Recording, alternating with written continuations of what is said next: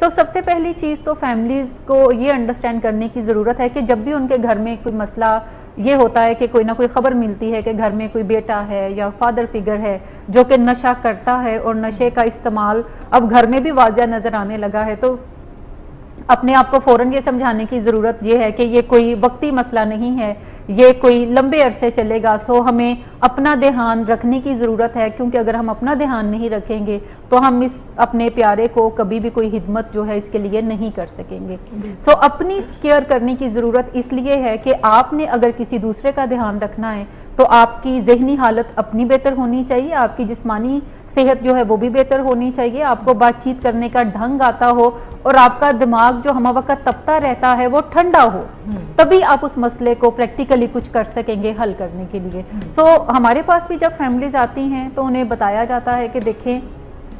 ये जो मसला है ये इसने 2-4 दिन में हल नहीं होना, सो अपनी रातों की नींद बर्बाद ना करें। अगर आपको लगता है कि आप चौकीदारा करके इसको मैनेज कर लेंगे तो चौकीदारा करना भी छोड़ दें, अगर आपको लगता है कि आप इसको छुपा के मैनेज कर लेंगे तो छुपाना भी छोड़ दें। सो अपनी तवानाइयाँ जो हैं वो इस एक मसले पर खर्च करने की बजाय जैसे पहले एक नॉर्मल हालात में बिखरी होनी चाहिए और जो जो ज़रूरियात हैं या जो जो ज़रूरी जगह हैं वहाँ पर तवानाइयों को खर्च करें और इस मसले को कोई एक प्रोजेक्ट कंसीडर करें जो बाकी लाइफ के साथ साथ आपने सॉल्व करने की कोशिश करनी है। सो अपनी ज़िंदगी को अहम कंसीडर करें, ज़हनी सेहत पे ख़ास तवज्जो दें, बातचीत करने का ढंग सीखें और इस प्रोजेक्ट पे 24 घंटे की बजाय दिन में कोई 1 या 2 घंटे सर्व करने की तरफ जाएं। सो ये बुनियादी चीज़ है जो अंडरस्टैंड करने की ज़रूरत है। एक चीज़ हम देखते हैं कि जब फैमिली अपने पेशेंट को एडिक्शन के ट्रीटमेंट में ले आती है और ख़ास तौर पर ये चीज़ आप इंडोर पेशेंट्स के साथ देखेंगे कि जब उनकी फैमिलीज़ को इनवाइट किया जाता है कि आप काउंसलिंग सेशन में आएँ, आप अपने पेशेंट को एवरीडे विजिट करें, उससे मेल मुलाकात करें, मसाइल को डिस्कस करना शुरू करें ताकि वो हल होने की तरफ आएँ और ख़ास तौर पे इसकी बीमारी के हवाले से आपको ज़्यादा से ज़्यादा मालूमात लेने की ज़रूरत है ताकि आप इस मसले को अच्छे तरीके से डील कर सकें। तो फैमिली जो काउंसलिंग है उसकी अहमियत को नहीं समझती। सो सबसे पहली चीज़ तो फैमिलीज़ को ये अंडरस्टैंड करने की ज़रूरत है कि जब भी उनके घर में कोई मसला ये होता है कि कोई ना कोई ख़बर मिलती है कि घर में कोई बेटा है या फादर फिगर है जो कि नशा करता है और नशे का इस्तेमाल अब घर में भी वाज़िया नज़र आने लगा है, तो अपने आप को फ़ौरन ये समझाने की ज़रूरत ये है कि ये कोई वक्ती मसला नहीं है, ये कोई लंबे अरसे चलेगा। सो हमें अपना ध्यान रखने की ज़रूरत है, क्योंकि अगर हम अपना ध्यान नहीं रखेंगे तो हम इस अपने प्यारे को कभी भी कोई हिदमत जो है इसके लिए नहीं कर सकेंगे। सो अपनी केयर करने की ज़रूरत इसलिए है कि आपने अगर किसी दूसरे का ध्यान रखना है तो आपकी ज़हनी हालत अपनी बेहतर होनी चाहिए, आपकी जिस्मानी सेहत जो है वो भी बेहतर होनी चाहिए, आपको बातचीत करने का ढंग आता हो और आपका दिमाग जो हम वक्त तपता रहता है वो ठंडा हो, तभी आप उस मसले को प्रैक्टिकली कुछ कर सकेंगे हल करने के लिए। सो हमारे पास भी जब फैमिलीज आती हैं तो उन्हें बताया जाता है कि देखें ये जो मसला है ये इसने 2-4 दिन में हल नहीं होना, सो अपनी रातों की नींद बर्बाद ना करें। अगर आपको लगता है कि आप चौकीदारा करके इसको मैनेज कर लेंगे तो चौकीदारा करना भी छोड़ दें, अगर आपको लगता है कि आप इसको छुपा के मैनेज कर लेंगे तो छुपाना भी छोड़ दें। सो अपनी तवानाइयाँ जो हैं वो इस एक मसले पर खर्च करने की बजाय जैसे पहले एक नॉर्मल हालात में बिखरी होनी चाहिए और जो जो ज़रूरियात हैं या जो जो ज़रूरी जगह हैं वहाँ पर तवानाइयों को खर्च करें और इस मसले को कोई एक प्रोजेक्ट कंसीडर करें जो बाकी लाइफ के साथ साथ आपने सॉल्व करने की कोशिश करनी है। सो अपनी ज़िंदगी को अहम कंसीडर करें, ज़हनी सेहत पे ख़ास तवज्जो दें, बातचीत करने का ढंग सीखें और इस प्रोजेक्ट पे 24 घंटे की बजाय दिन में कोई 1 या 2 घंटे सर्व करने की तरफ जाएं। सो ये बुनियादी चीज़ है जो अंडरस्टैंड करने की ज़रूरत है। एक चीज़ हम देखते हैं कि जब फैमिली अपने पेशेंट को एडिक्शन के ट्रीटमेंट में ले आती है और ख़ास तौर पर ये चीज़ आप इंडोर पेशेंट्स के साथ देखेंगे कि जब उनकी फैमिलीज़ को इनवाइट किया जाता है कि आप काउंसलिंग सेशन में आएँ, आप अपने पेशेंट को एवरीडे विजिट करें, उससे मेल मुलाकात करें, मसाइल को डिस्कस करना शुरू करें ताकि वो हल होने की तरफ आएँ और ख़ास तौर पे इसकी बीमारी के हवाले से आपको ज़्यादा से ज़्यादा मालूमात लेने की ज़रूरत है ताकि आप इस मसले को अच्छे तरीके से डील कर सकें। तो फैमिली जो काउंसलिंग है उसकी अहमियत को नहीं समझती, बल्कि कोई सेरेमोनियल चीज़ उसको कंसिडर करती है कि ये कोई इजाफी चीज़ है, अगर वो ना भी करेंगे, अगर वो ना भी सीखेंगे तो मसला हल हो जाएगा। और अगेन ये चीज़ उनके उसी फ्रेम ऑफ माइंड से उभरती है कि ये मसला जो है ये इस मरीज़ का है, डॉक्टर के पास हम इसको लेकर गए हैं, अब डॉक्टर इसकी कोई ओवरऑलिंग करके तो हमें दे देगा और हम 100 डेज के बाद या 90 डेज के बाद जब इसको ले जाएंगे तो फिर ये मसला ख़त्म हो जाएगा और हमें दोबारा दरपेश नहीं होगा। एक तो फैमिली को अंडरस्टैंड करने की ज़रूरत है कि एडिक्शन का मसला जो है ये एक फिजिकल इलनेस है, बिल्कुल डायबिटीज़ की तरह, और ये एक दायमी मर्ज है। दायमी मर्ज से मुराद है कि इसने हमेशा रहना है। ये एक प्रोग्रेसिव मर्ज भी है कि ये वक्त के साथ साथ बढ़ता रहता है, चाहे आप इसको ट्रीट करें या आप इसको ट्रीट ना करें, मर्ज जो है वो अंदर खाने आगे चलता रहेगा। अगर आप इसको ट्रीट करते हैं तो हम यूँ समझते हैं कि आप बीमारी के जो नुकसानात हैं उन्हें अरेस्ट कर लेते हैं, होल्ड पे कर लेते हैं और मरीज की ज़िंदगी में बेहतरी आने लगती है। लेकिन अंदर खाने बीमारी जो है वो चल रही है, लेकिन आप यूँ समझें कि वो सो चुकी है और अब कोई एक्टिव उसके नुकसानात पेशेंट को या फैमिली को भुगतने नहीं पड़ते। लेकिन अगर अनट्रीटेड है तो वक्त गुजरने के साथ साथ नुकसानात की तादाद जो है वो ज़्यादा होती जाएगी और फिर एक टाइम पे आएगा कि जिसमें पोटेंशियली फेटल हम इस बीमारी को भी समझते हैं कि एंड जो है वो काफ़ी दर्दनाक मौत हो सकती है, जो कि किसी ओवरडोज की वजह से है, जो किसी एक्सीडेंट की वजह से है, या खुदकुशी की सूरत में है, या किसी के हाथों मर जाना है। क्योंकि जो भी पेशेंट्स ड्रग एडिक्शन के मर्ज में मुब्तला होते हैं उनका समझें कि वाइटल ऑर्गन्स आहिस्ता आहिस्ता खोखले नजर आते हैं, जबकि बाहरी ढांचा आपको ठीक नजर आता है और किसी भी टाइम पे कोई भी स्ट्रोक हो सकता है जिससे वो पेशेंट जो है वो जान से भी जा सकता है। अगर मुख्तसर हम ये कहें तो एक दर्दनाक मौत मुंतज़िर है हर गुजरते हुए दिन के साथ अगर हम इस बीमारी को हल करने की कोशिश नहीं करेंगे। इसका मतलब है कि फैमिली को काउंसलिंग में आने की ज़रूरत इसलिए है क्योंकि पेशेंट की जो इनसाइट है अपनी बीमारी के हवाले से वो थोड़ी देर से डेवलप होती है। ऐसे में फैमिली को ज़रूर इलाज के अंदर इन्वॉल्व होने की ज़रूरत होती है, क्योंकि अहले खाना वो लोग हैं जो कि ज़्यादा बेहतर जहन के साथ उन तमाम मालूमात को सुनते हैं, उन्हें अपनाते हैं, अपने रवैयों को भी चेंज करते हैं और उसके साथ साथ जो अहले खाना की तरफ से मदद की ज़रूरत होती है मरीज़ को, वो मदद भी उस तक पहुंचती है। वो ऐसे बहुत सारे काम उसे नहीं करने देते जो कि मर्ज उसका कहता है पेशेंट का कि ये करने की तरफ जाओ, जैसे पुराने दोस्तों से मिलने में रुकावट पैदा करते हैं, जैसे उसे नशे की जो आमदोरफ्त है घर के अंदर उसको मैनेज करने की कोशिश करते हैं, वो अपने गुस्से को भी ठंडा करते हैं, वो अपने रवैयों को भी बेहतर करते हैं, वो इनेबलिंग और प्रोवोकिंग से बाज आते हैं, वो अपने पेशेंट को मेरिट के ऊपर डील करना सीखते हैं। वो ये भी सीखते हैं कि पेशेंट की ज़िंदगी में नशे की वजह से जो नताइज आ रहे हैं, जो नुकसानात हो रहे हैं, वो पेशेंट को ही फेस करने चाहिए। वो बहाने बनाना छोड़ देते हैं अपने मरीज़ के लिए। इसी तरह अगर वो चोरी करता है या कोई क्रिमिनल केस उसका बनता है तो वो वहाँ जाकर उसे फौरी छुड़ाना छोड़ देते हैं, बल्कि वो पेशेंट को नशे की वजह से आए हुए नताइज को भुगतने देते हैं, ताकि पेशेंट सबकॉन्शियसली लर्न करे कि इन तमाम जो गड़बड़े मेरी ज़िंदगी में हो रही हैं उनका एक कनेक्शन जो है वो मेरे नशा करने के साथ भी है। लेकिन जब अहले खाना इनेबलिंग या प्रोवोकिंग करते रहते हैं तो मरीज़ ये नहीं सीखता कि उसके नशे की वजह से ज़िंदगी ख़राब हो रही है, वो सिर्फ ये सीखता है कि नशा अभी वो कर सकता है, क्योंकि अगर कोई लाइफ में प्रॉब्लम ज़्यादा होते तो फिर वो नशा ज़रूर छोड़ देता, लेकिन अभी चूंकि मसले नहीं हैं तो नशा छोड़ने की ज़रूरत नहीं है। जबकि उसको ये पता नहीं होता कि मसले जो हैं वो फैमिली अपने तौर पे मैनेज करने की कोशिश कर रही होती है।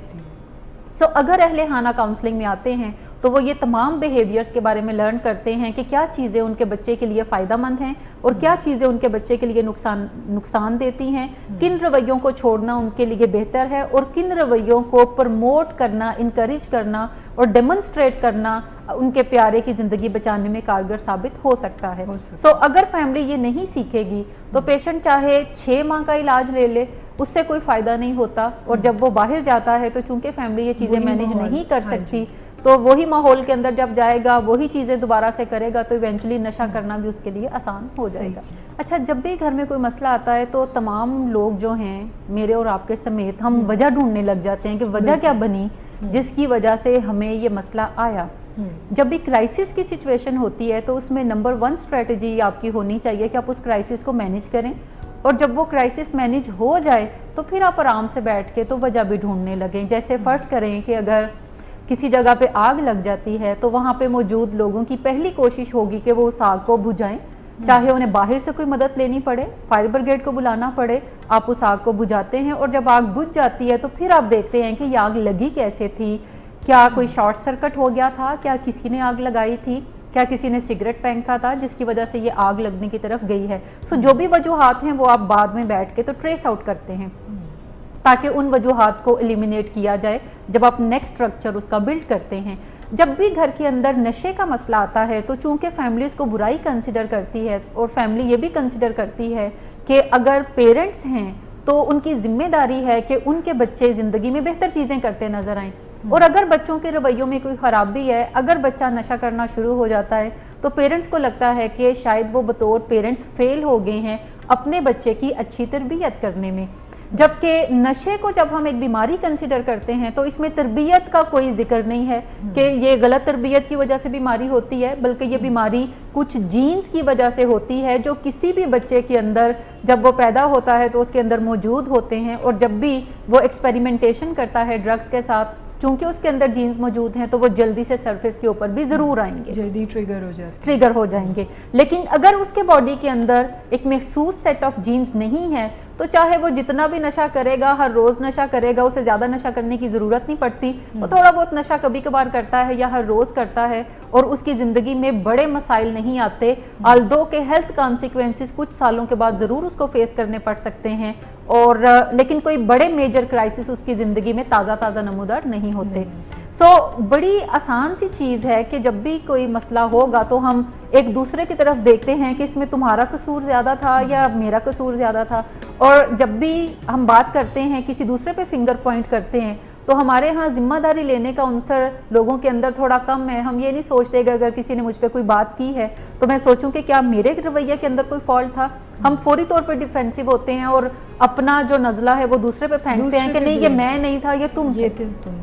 इसी तरीके से जिस भी घर में नशे का मसला होगा वहाँ पे ब्लेम गेम भी ज़रूर होगी। वहाँ पे तमाम अहले खाना एक दूसरे को ब्लेम कर रहे होंगे कि ये तुम्हारी वजह से हुआ, अगर तुम ध्यान रखते तो बेहतर होता। और माँ कह रही होगी बाप को कि मेरी तो जिम्मेदारी नहीं है, बच्चा बड़ा हो गया तो आपको भी ज़रूर इसकी तरबियत करने की ज़रूरत है। बाप कह रहा होता है कि तुमने तरबियत नहीं इसकी की, तुमने इसको देखा नहीं, तुमने इसके ऊपर पर्दा पोशियाँ काफ़ी करने की कोशिश की जिसकी वजह से हालात ये ख़राब हुए। ये सारी बातें जब मरीज़ भी सुनता है तो अब उसको भी अपने ज़्यादा नशा करने की कोई वजह चाहिए, तो वो सोचने लगता है कि हाँ शायद मेरी चूँकि तरबियत अच्छी नहीं हुई और इसमें मेरे वालिदैन का फॉल्ट है। तो वो भी जब पेरेंट्स उसको कहते हैं कि तुम क्यों देर से घर आते हो, क्यों ड्रग्स करते हो, क्यों तुम हमारे लिए बदनामी का बाइस बनते हो, तो वो उन्हें कहना शुरू करता है कि चूंकि आपने मेरी तरबियत ठीक नहीं की तो इस वजह से मैं करता हूँ, चूंकि आपने मुझे बचपन में प्यार नहीं दिया मैं इस वजह से करता हूँ, चूंकि आपने मेरे साथ दूसरे बच्चों की तरह ट्रीट नहीं किया, मुझे मेल ट्रीट किया तो मैं इस वजह से करता हूँ। सो ये ब्लेम गेम जो है वो पूरे घर में फिर चलना शुरू हो जाती है। अगर साथ में कोई बच्चा मैरिड है और वो ड्रग्स करता है तो इस ब्लेम गेम के अंदर जो घर की बहू है वो भी आ जाती है और फैमिली का ख्याल होता है कि चूंकि अब बहू है तो बहू की जिम्मेदारी थी कि वो उनके बेटे को ट्रीट करे, तो बहू नहीं कर सकी, इस वजह से वो ड्रग्स करता है। और अगर वो ड्रग्स करता है तो घर वाले बहू को कहते हैं कि तुम इसको कहो कि नशा छोड़े, और वो जब बीवी के कहने पे भी नशा नहीं छोड़ता तो घर वाले समझते हैं कि बीवी शायद कहती नहीं है, वो खुश रहती है कि ये नशा करके अपनी जिंदगी बर्बाद करे, तो तभी वो इस घर के अंदर अपनी हुक्मरानी के साथ चल सकती है। हमें ये अंडरस्टैंड करने की ज़रूरत है कि जब मसला ताज़ा है आपके घर में तो पहले तमाम लोगों की कोशिश ये होनी चाहिए कि मिलजुल कर इस मसले को सॉल्व कर लें। जब 2-4 साल में आपका ये मसला सॉल्व हो जाए तो फिर आप बैठें और देखें कि इसकी वजह क्या थी। और साइंस ये बताती है कि किसी के अंदर भी नशे का मर्ज डेवलप होने की वजह जेनेटिक उसके इन्वॉल्व हैं कि जीन्स के अंदर मौजूद है और किसी न किसी जगह वो एक्सपेरिमेंट कर लेता है ड्रग्स को, तो उसके अंदर नशे की बीमारी जो है वो नमूदार हो जाती है। इसमें किसी भी जीरो शख्स का कोई भी हिस्सा नहीं होता जो कि आप उसको जिम्मेदारी देने की तरफ जाएं। सो बजाय के ब्लेम गेम हम एक दूसरे पे करें, एक दूसरे पे फिंगर पॉइंट करें, हमें करना ये चाहिए कि हम जिम्मेदारी उठाएं कि तमाम अहले खाना में अगर 5 लोग हैं या 10 लोग हैं तो हर एक का कुछ ना कुछ रोल बनता है। अगर हम सिर्फ अपना रोल जो है वो पहचान लें और उस रोल को अदा करें तो हमारा बच्चा या हमारा लव्ड वन जो है वो नशे की बीमारी से आहिस्ता आहिस्ता हम उसे रिकवरी की तरफ लेकर जा सकते हैं। एक चीज़ हम फैमिली को बार बार बताते हैं और बताने की ज़रूरत भी पड़ती है कि अपनी एक्सपेक्टेशंस को रियलिस्टिक बना लें। ऐसे एक्सपेक्टेशंस रखें जिससे आप बेहतरी की तरफ जा सकें और आपके दिल में कोई रंज पैदा ना हो, आपके दिल में कोई दुख तकलीफ ना हो कि ये पेशेंट ठीक हो रहा है या नहीं हो रहा। और मैं जब भी फैमिली से बात करती हूँ तो मैं यूजुअली उन्हें कहती हूँ कि देखो अपने पेशेंट को 0 से 100 के स्केल में देखें कि कितनी इसके अंदर बेहतरी है। और जब भी कोई पेशेंट 100 डेज का ट्रीटमेंट कंप्लीट करता है तो मेडिकल किताबें ये बताती हैं कि उसके अंदर 20 to 25% बेहतरी होती है, जिसमें जिस्मानी बेहतरी काफ़ी ज़्यादा हो जाती है, लेकिन साइकोलॉजिकली अगर हम देखें तो उसकी रिकवरी का प्रोसेस काफ़ी स्लो होता है, क्योंकि नशे की बीमारी में ब्रेन एक ऐसा सिग्निफिकेंट पार्ट है बाकी वाइटल ऑर्गन्स की तरह जो सबसे ज़्यादा डैमेज होता है। सो इसका मतलब है कि मरीज़ के अंदर जो बिहेवियर हैं वो थोड़े आहिस्ता आहिस्ता बेहतर होने की तरफ जाएंगे, मरीज़ के अंदर अखलाकी कदरें आहिस्ता आहिस्ता उजागर होंगी, मरीज़ के अंदर नशे की क्रेविंग थोड़ी अभी आगे भी परसिस्ट करेगी। सो हमें देखने की ज़रूरत ये है कि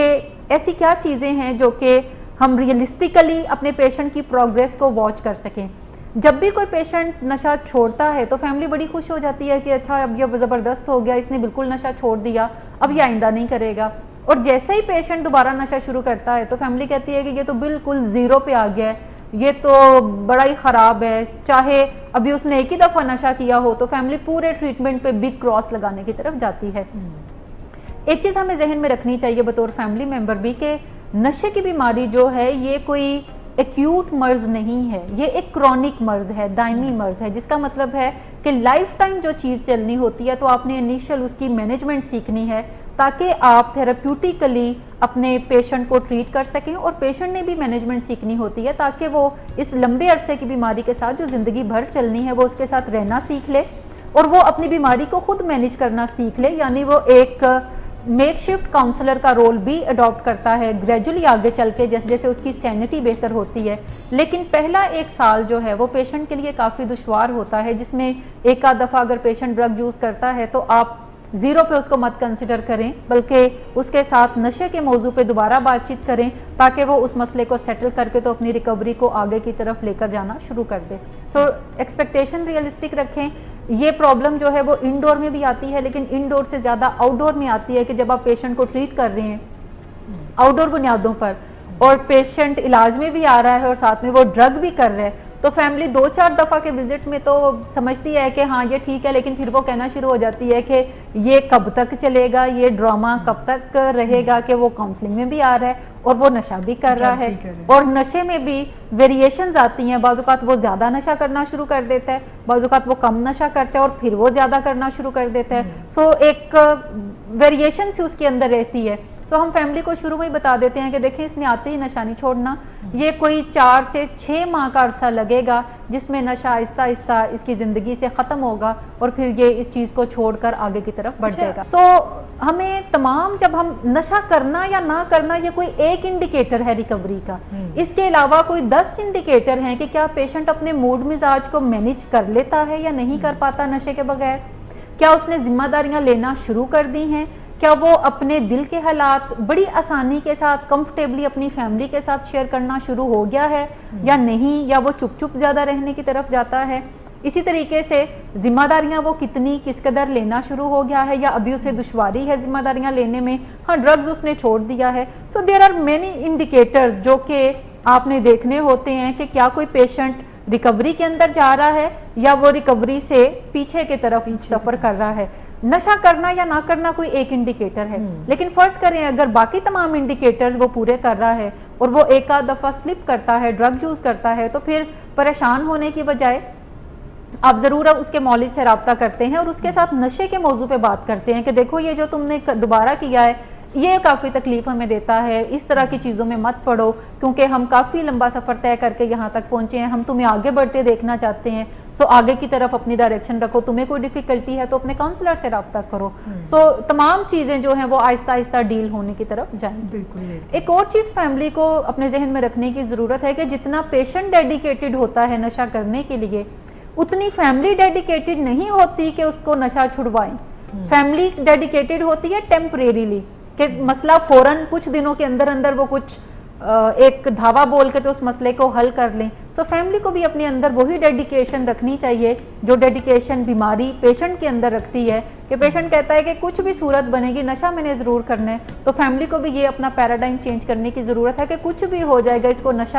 नशे की बीमारी से हमने बाहर इसको लेकर आना है, जितनी भी लंबी जिद्दोजहद करनी पड़े, जो भी इन चीज़ों के ऊपर हमें करना पड़ेगा हम करेंगे, ताकि हमारा प्यारा जो है वो नशे की बीमारी से रिकवरी की तरफ सफ़र करना शुरू करे। एक चीज़ हमें और भी फैमिलीज को अंडरस्टैंड करने की ज़रूरत है कि रिकवरी जो है ये नशे की बीमारी से निकालना आपके बच्चे के लिए ज़रूरी है, लेकिन इस सूरत में अगर आप अपने दिल में हर्ट जमा कर लेंगे और मरकजी नुक्ता आप बन जाएंगे, बजाय के अपने बच्चे की रिकवरी को आप मरकजी नुक्ता बनाएं, तो ये रिकवरी को और थोड़ा डिफिकल्ट बना देने वाली बात है, ये कोई आसानी पैदा करने वाली बात नहीं है। सो आपके जितने भी इमोशनल बैगेज हैं, जिसमें बहुत सारी नेगेटिव फीलिंग्स हैं, फियर्स होते हैं, फैमिली को हर्ट फैमिली बहुत ज़्यादा होती है, फैमिली बहुत डिसअपॉइंट बाजुकात हो जाती है, बाजुकात बहुत सारे रिग्रेट्स होते हैं, नेगेटिव थिंकिंग बहुत ज़्यादा होती है, गैर जिम्मेदारियों की वजह से दिल बड़ा दुखा होता है। तो हम फैमिली को कहते हैं कि ये तमाम बैगेज जो है अपना इसको उतार दें, उसको फॉरगिव कर दें। अगर आप फॉरगिव दिल से नहीं कर सकते तो कम से कम लफ्ज़ों में ज़रूर कहना शुरू कर दें, आहिस्ता आहिस्ता आपका दिल भी राज़ी होना शुरू हो जाएगा। लेकिन सिर्फ एक नुक्ते के ऊपर तमाम फैमिली को इकट्ठे होने की ज़रूरत है, और वो नुक्ता है उसके लिए रिकवरी को पॉसिबल बनाना। जो भी मुश्किल चीज़ें हैं, जो भी हर्ट है, उसके ऊपर बातचीत ज़रूर करें, लेकिन उसे दिल से मत लगाएं और रिकवरी से एक साइड पे होकर ना बैठें, बल्कि उसकी रिकवरी पे ही आपकी पहली तवज्जो होनी चाहिए। बहुत छोटी छोटी सी चीज़ें हैं जो कि रिकवरी के अंदर सेलिब्रेट करने की ज़रूरत होती है फैमिली लेवल के ऊपर ख़ास तौर पे। फ़र्ज़ करें अगर आपका पेशेंट जो है वो 6 मंथ की रिकवरी अचीव कर लेता है, तो ये एक ऐसा माइलस्टोन है जो कि आप सेलिब्रेट करते हैं। सेलिब्रेशन से मुराद ये नहीं है कि आप एक बड़ी सी पार्टी ऑर्गेनाइज करते हैं और आप फिर